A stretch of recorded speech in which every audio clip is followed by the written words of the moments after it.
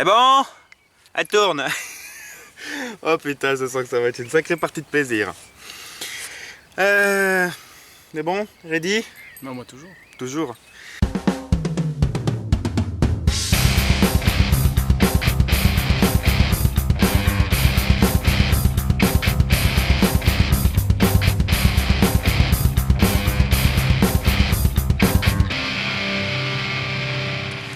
Salut à tous. Alors aujourd'hui, vous l'aviez réclamé, je suis en compagnie de Guerlaz. Salut tout le monde. On va vous faire une petite vidéo tous les deux, tout simplement parce qu'on possède plus ou moins le même GBB, à juste une différence près de couleur. Hein. Donc c'est 1911, Colt 1911 A1 WE, modèle black pour moi, modèle chromé pour lui. Donc on va, en plus lui a fait quelques modifications dessus, donc ce sera l'occasion de vous les montrer aussi.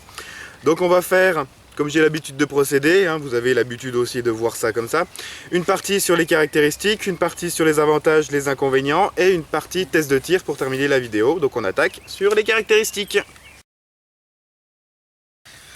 Donc, pour les caractéristiques de ce Colt 1911 A1 WE, à savoir que le modèle chrome comme le modèle black sont exactement les mêmes, hein. C'est juste une histoire de finition, niveau interne, niveau performance, tout ça, ce sont exactement les mêmes. Donc un GBB full métal qui fonctionne à gaz. Donc ouais, toute la carcasse, la plupart de l'interne est en métal. La seule pièce plastique sont 2-3 bricoles dans l'interne et les plaquettes. Un GBB d'une longueur de 218 mm, comme ça. Un canon interne de 113 mm en diamètre 6,05 pour un poids d'environ 900 grammes. Un fonctionnement à culasse mobile, donc il est blowback.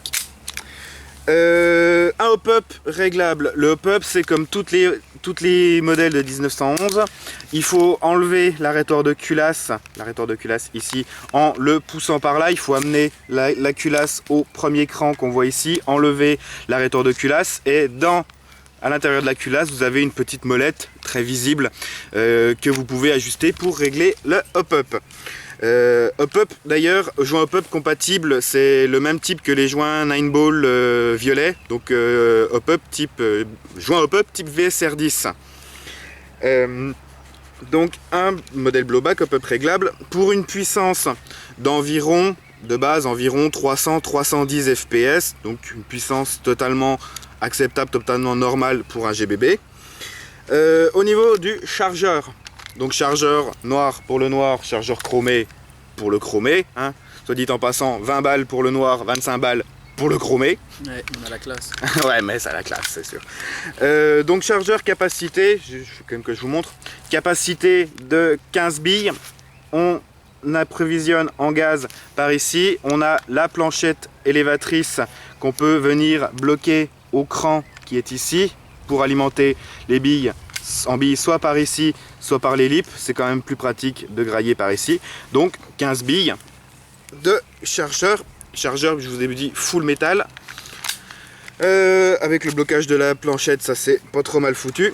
On a à l'intérieur du canon, c'est pas évident de vous montrer, voilà, un pas de vis pour y fixer un silencieux. Donc soit un silencieux qui a directement le même pas de vis que ça, ou alors il faut passer par un adaptateur. Donc un adaptateur qui d'un côté a ce pas de vis là, de l'autre a un 14 mm anti-horaire pour après y visser n'importe quel silencieux.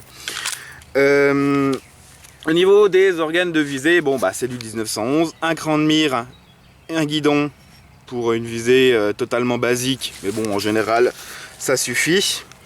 Les marquages, au niveau des marquages, bah, c'est les modèles basiques de chez WE, il n'y a aucun marquage, mis à part le .45 ACP sur la fenêtre d'éjection.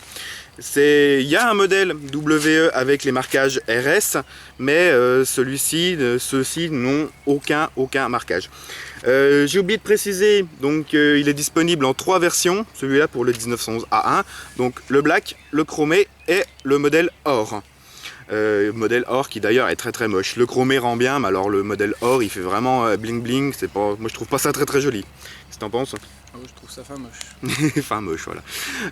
Respectivement pour les prix, en moyenne en France 100 € pour le black, 120, 130 pour le chromé et entre 150 et 180, je l'ai vu à 180 pour le modèle or. 180 pour le modèle or, faut quand même pas abuser. Pour une peinture, oui, surtout. Voilà. Au niveau de tout ce que j'avais montré, bien sûr, la traditionnelle petite boucle pour venir fixer une dragonne sous la poignée. Plaquette plastique amovible, bien sûr, il suffit d'enlever les vis pour virer les plaquettes et éventuellement les changer. Sécurité, comme sur tous les modèles de 1911. Hop, la pédale ici, donc tant qu'elle n'est pas pressée, ça ne fonctionne pas, et une fois qu'elle est pressée, ça tire. Et une deuxième sécurité, le bouton ici, hop, qui vient bloquer toute la culasse ainsi que le système de tir. Une fois qu'on l'enlève, on peut tirer. Voilà, pareil, exactement sur le chromé, c'est exactement la même chose. En parlant du chromé, vous voyez que le sien est un petit peu modifié. Il a acheté un kit de précision sur Phoenix Airsoft qui vient donc avec un canon de rechange. Le canon, vous voyez, qui dépasse, qui est beaucoup plus long et qui est en 6.03 plutôt qu'en 6.05 et qui vient donc avec le canon et le silencieux pour venir cacher le reste du canon. Donc ça ajoute un petit look un petit peu plus sympathique et ça augmente sensiblement ses performances. Donc au niveau des perfs, je vous ai parlé, la puissance environ 310 fps, 300-310 fps, ça monte un peu, ça passe à peu près à 320 avec le canon de 6.03. Portée de base largement 30-35 mètres et ça dépasse largement les 40 avec le canon, avec l'autre canon. Kit assassin. Le kit assassin, voilà, c'est comme ça qu'ils l'appellent en général. Tu ne vas pas tirer dans mon objectif, toi. De toute façon, il n'y a pas de billes, il n'y a pas de gaz. Donc voilà, des performances de base assez sympas pour un petit GBB, quand même plutôt sympathique aussi.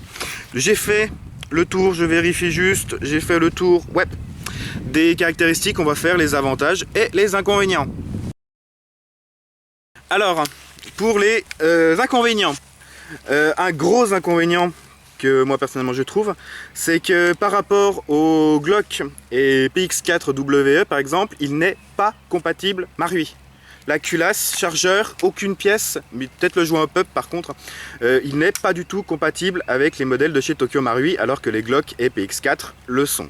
Ça c'est complètement con. Pour celui-là, vous allez dire il a servi. Bah non, justement, non. Il a vu 2 fois le terrain. Vous avez vu l'état de la peinture. La peinture, je l'ai reçue, je l'ai sortie de la boîte. J'ai vu là en tout premier lieu, juste ici, un petit accroc. Je me suis dit, oh tiens, une petite poussière, j'ai enlevé, j'ai gratté avec mon ongle, la peinture s'est barrée. Je venais de le sortir de la boîte depuis à peu près 30 secondes. Donc là, sur le black, vraiment une peinture de merde. Il était noir avant le mien. Non, arrête tes conneries toi. Non, là il n'y a pas de peinture, donc la finition du chromé est vraiment top, mais le black, vraiment pas quoi.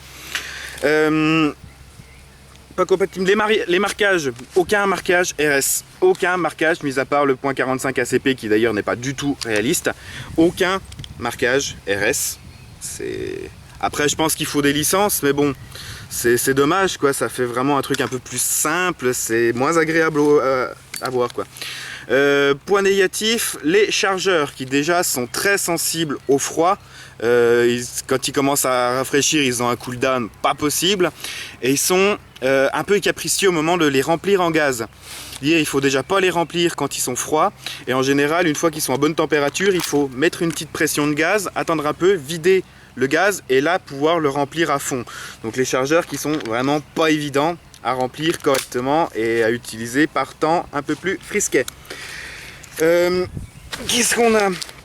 Là oui, toujours au niveau des chargeurs, vraiment faire attention parce que comme je vous ai montré, la planchette élévatrice vient se bloquer à ce niveau-là et vu que les bords sont assez saillants, au bout d'un moment, ça peut faire que vous la bloquez, elle repart. Donc moi j'en ai éclaté une, comme ça, elle n'a pas tenu au niveau du cran, la plaquette, le ressort a tout repoussé, ça m'a éclaté la plaquette élévatrice. Donc faire attention à ce niveau-là, c'est fragile. Même si ça se bloque, ça c'est bien, mais faire attention parce que c'est fragile. On a des problèmes aussi de réalisme par rapport au vrai. Ça j'avais pu en parler avec LCF, si vous ne connaissez pas sa chaîne, je vous invite à la découvrir. Par exemple, là vous avez normalement 3 goupilles, là il y en a une qui est fausse. L'espèce d'ébavurage qu'ils ont fait au niveau là, c'est pas du tout réaliste. La fenêtre d'éjection est trop large par rapport au vrai. Et puis le canon chromé, quoi, canon externe chromé, c'est joli, quoi, mais c'est pas du tout réaliste. Pas de power stroking, donc vous ne pouvez pas désengager la culasse en la tirant quand vous engagez un nouveau chargeur, comme par exemple sur le Tokyo Marui. Pas ce power stroking, c'est pareil, un petit problème de réalisme. Donc vraiment c'est ça qui pêche sur ce modèle, c'est le réalisme par rapport au vrai. Il y a beaucoup de choses qui vont pas. Qu'est-ce qu'on avait d'autre à dire en inconvénient? J'en ai pas trouvé d'autres. C'est à peu près, Cooldown fait 2 chargeurs avec une charge de gaz en moyenne quand il fait chaud. quand il fait chaud, ouais, 2 chargeurs d'autonomie, mais il faut vraiment que les températures soient vraiment optimales. Sinon, au niveau des... Ah si, à l'intérieur le guide ressort qui est trop court. Exact, ouais, puis qui n'est pas fixé correctement. En fait, vous avez le ressort de rappel à l'intérieur qui est fixé sur un guide, et le guide en fait est juste posé contre le reste de la carcasse. Il n'y a pas un petit pignon qui vient le verrouiller, il n'y a rien qui le verrouille, donc si vous faites pas gaffe, bah, quand vous le démontez, le ressort saute. C'est mal foutu. Niveau avantages, parce qu'on les aurait pas achetés s'ils n'avaient pas quelques avantages quand même. Ils sont pas très chers, 100 €, 120 €. C'est pas pour un petit GBB comme ça, c'est totalement acceptable. Il a un très bon kick. Du fait de son poids et d'une culasse quand même assez massive avec du bon gaz. Nous on le joue en général à l'Ultra Air, hein, parce qu'il est quand même costaud, donc il accepte du gaz assez fort.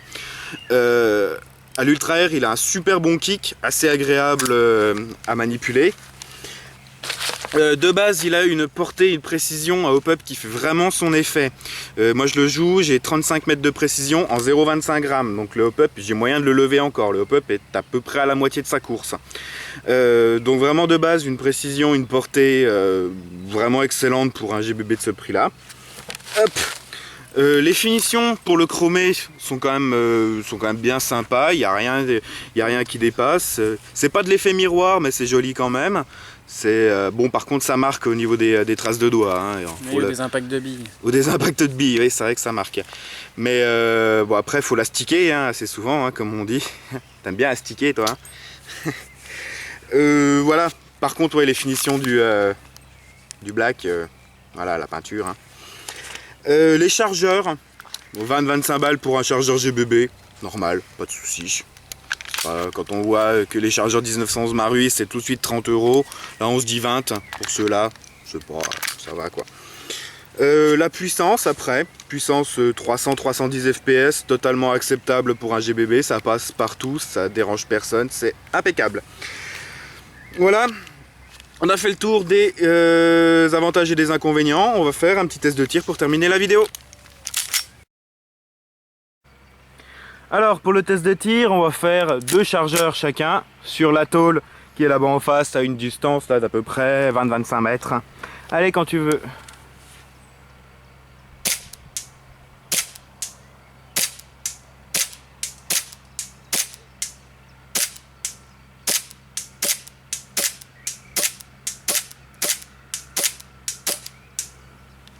On sent le cooldown.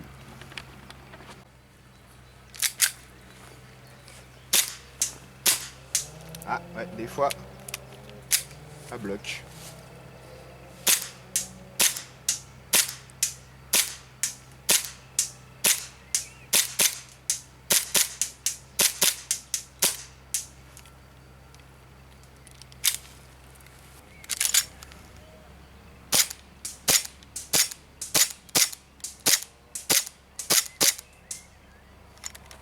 De profil.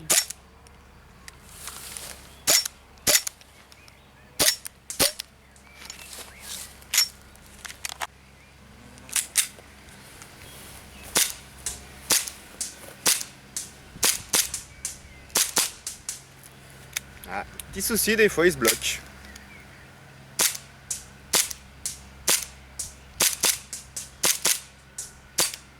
Oh, loupé la dernière. Voilà. Donc voilà, vidéo de présentation de ce 1911 WE terminée. Donc je remercie Guerlas pour avoir accepté de faire cette vidéo avec moi. Mais rien, pour une fois que tu demandes. Non mais il insistait depuis longtemps à cause de vous. Moi je suis pas très motivé. Mais si, je vous aime bien. Voilà, donc merci quand même. Donc voilà, si vous avez apprécié cette vidéo, n'hésitez pas à mettre un pouce vert, à commenter la vidéo, à la liker, oui, bah, pouce vert et liker c'est pareil quoi. Et à la partager, à vous abonner si ce n'est pas déjà fait. Sur ce, on vous dit à bientôt pour une prochaine vidéo. Salut, salut, airsoftez bien. Airsoftez bien avec les sécurités.